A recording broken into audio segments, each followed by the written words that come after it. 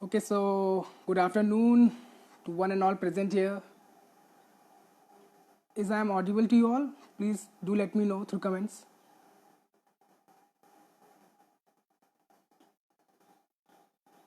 Guys, I'm visible or not?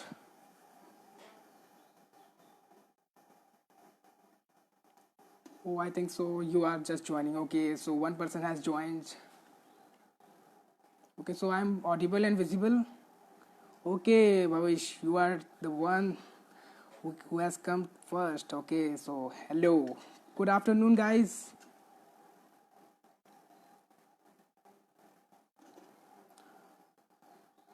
Okay, okay. Thank you for your response.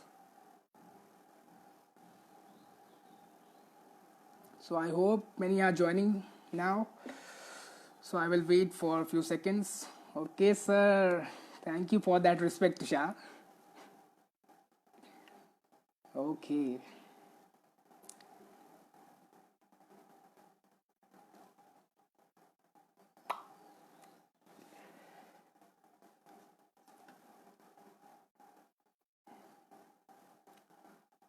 Okay, so I think so. I should start. Hello, ma'am. Good afternoon.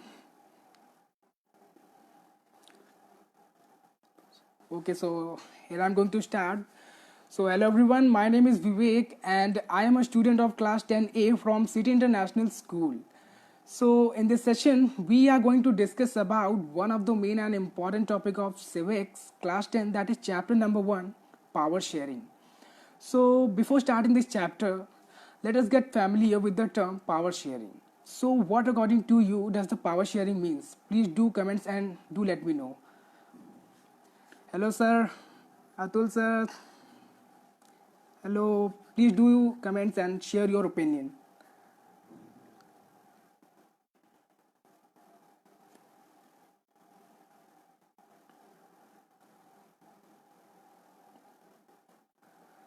So, anyone responding about power sharing?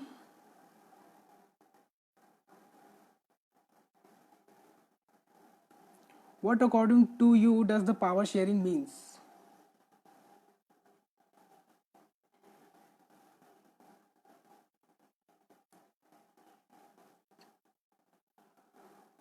Okay, so I hope you all will reply me later. So, according to me, power sharing means to the sharing of power between any two individuals. It can be any two level of government or it can be any two form of communities. So, before starting this chapter, let us play a small quiz based on general knowledge and somewhat related to this chapter. Okay, so Shilpa ma'am has replied sharing the power. Yes, ma'am, it's the meaning is quite simple and easy. So it's the sharing of power. So let's start a quiz. Are you all ready to play?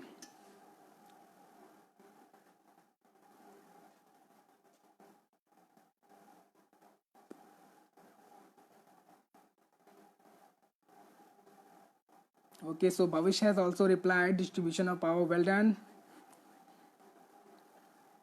And many more answers to come.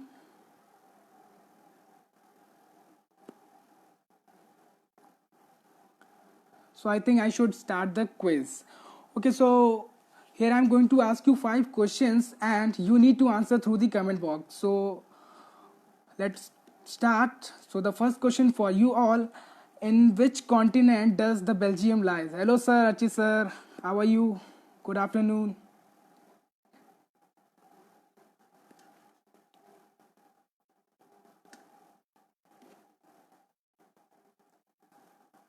Okay, so I repeat my question: in which continent does the Belgium lies?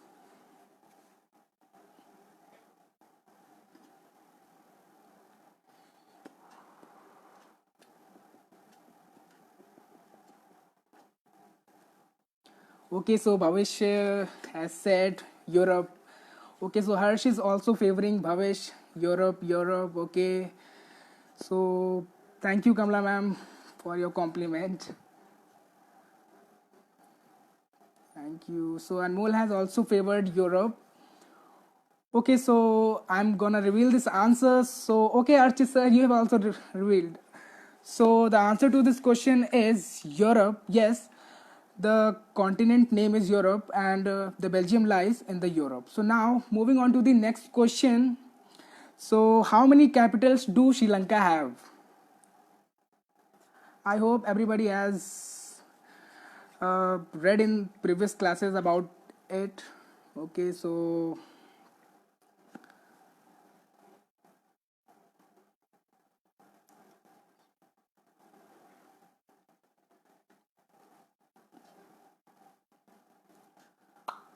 I repeat my question once again. How many capitals do Sri Lanka have?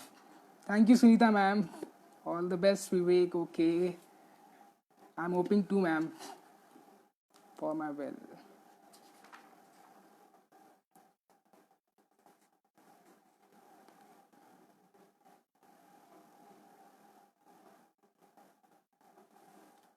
Guys, I'm audible or not?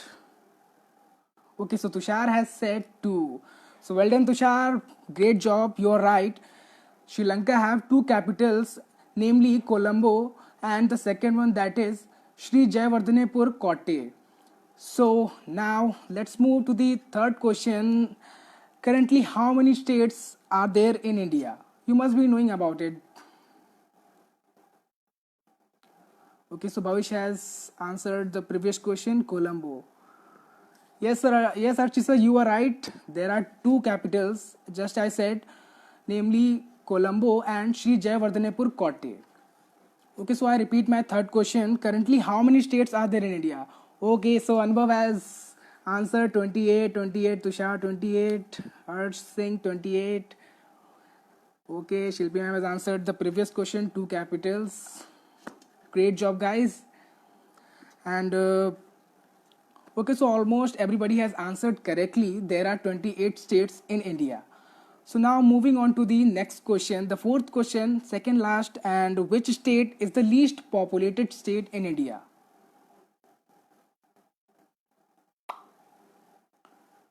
Okay, so I'm waiting for your responses. I know there is a lot of net issue these days.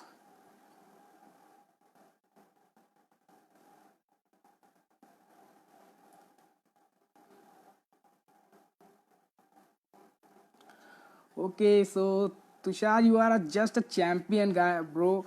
You are just answering every question. Sikkim is the right answer, and the Sikkim almost hold 60,000 of population. So now let's move to the last question.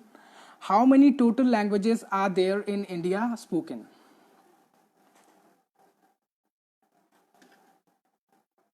You need to answer total languages spoken.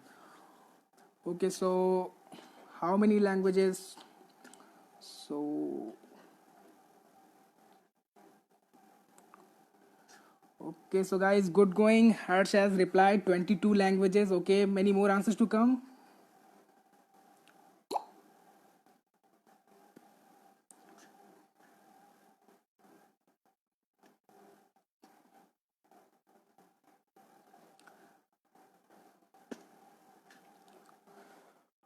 Okay, so I repeat my question once again. I think it's not clear. So, how many total languages are spoken in India?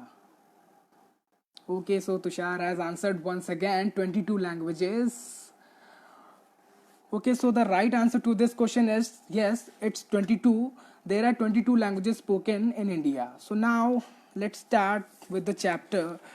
So this chapter starts with a country named Belgium and its capital Brussels. So if we compare the size of Belgium, it is even smaller than Haryana. And if we talk about the population of Belgium, it's about 1 crore. So we can imagine how small it would be. So the Belgium was divided into two parts, the north part and the south part. And in the north part, 59% of people used to live, and they were used to speak Dutch language. And in the south, 40% of people were French, and they were in the minority all over the country. And the remaining 1% of people were German and used to live in the northeast side. But in the capital Brussels, the situation was just opposite. Means there lived 20% of Dutch, and 80% of people, they were French.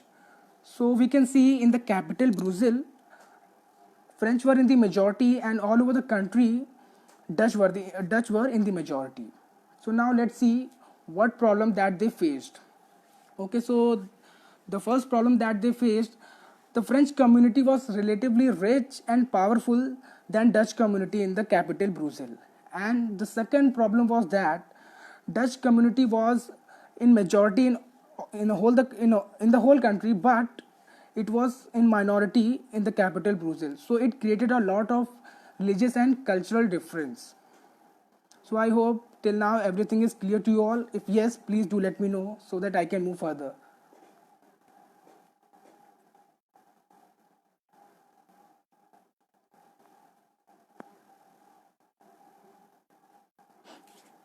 Okay sir, Vikas sir is replying, मैं तो answer ही नहीं दे रहा. Okay, so moving forward, so in order to make the solution for it, the constitution of Belgium was amended 4 times, and many new rules regulations were made, and few steps were taken, like number of Dutch and number of French speaking ministers will be equal in number in central government. And the second point was that if any special law has to be implemented on the country, then it has to be passed from both the side, like Dutch and French. If any one denies, then that law will not be passed further.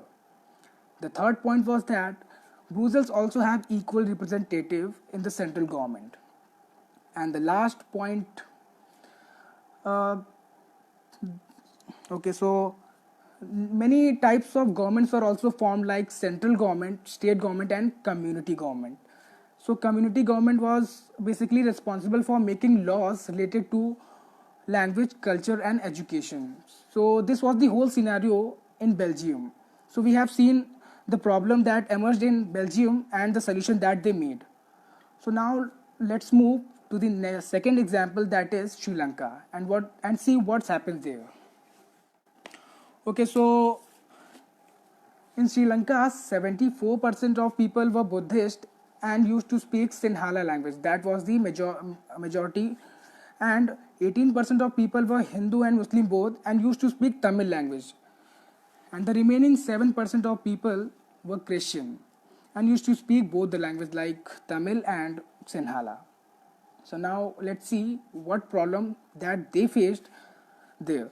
So in the year 1956, an act was passed by the government, and under this act, the Sinhala language was made as an official language of Sri Lanka. And the government also favored Sinhalas in offering jobs and admissions to them. And many new changes were also made in constitution in the favor of Sinhalas, and all the other religions were just ignored and dominated by the majority. So now let's see what were the impacts of these problems on Tamils that were in the minority.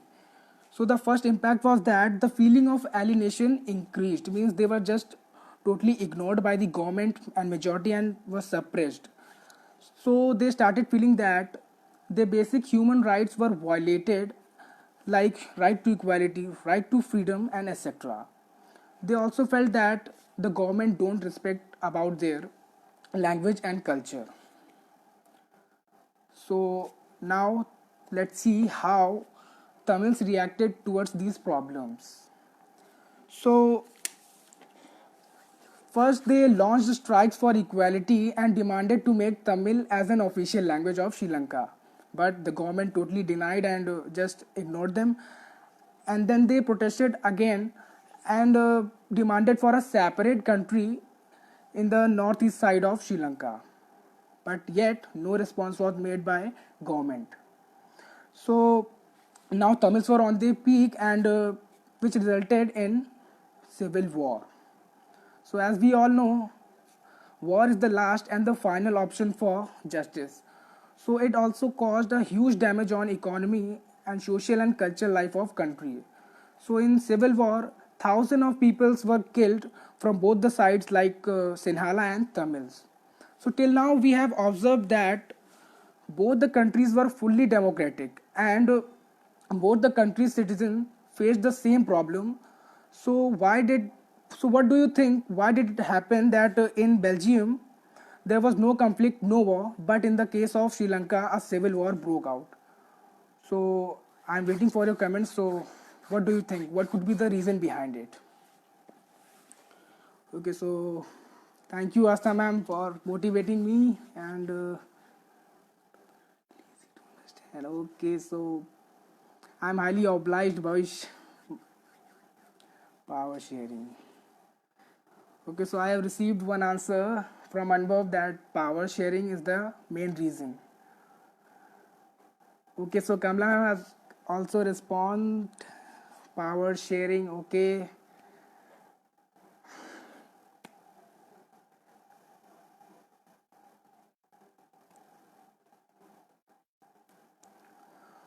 okay, so the main reason behind it was power sharing. Yes, of course, the in Belgium power was shared between the Dutch and the French, which resulted in a peace and harmony. So now, with the all given information, let's try to answer a few questions like why does power sharing is desirable, or we can say that why what are the advantages of power sharing. So, do anybody have idea about what are the advantages from all the given information that we just discussed? What could be the advantages of power sharing?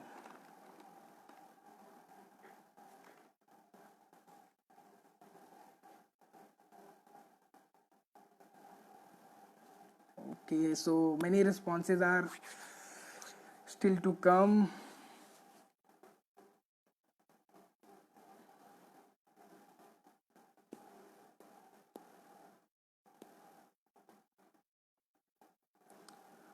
Okay, so Tushar has said less conflict. Anubhav has also favored him, less conflict among the citizens. Okay, any other point, guys?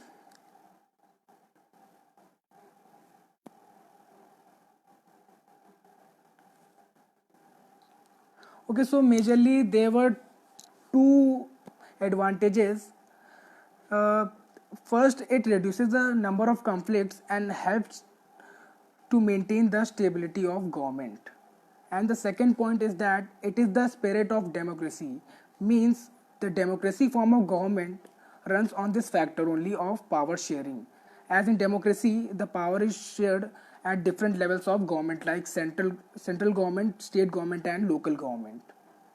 So now let's try to answer one more question, that is uh, the types of power sharing.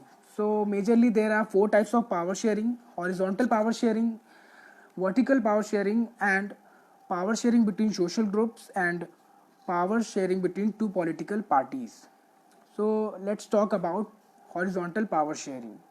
So basically horizontal power sharing includes legislature, executive and judiciary.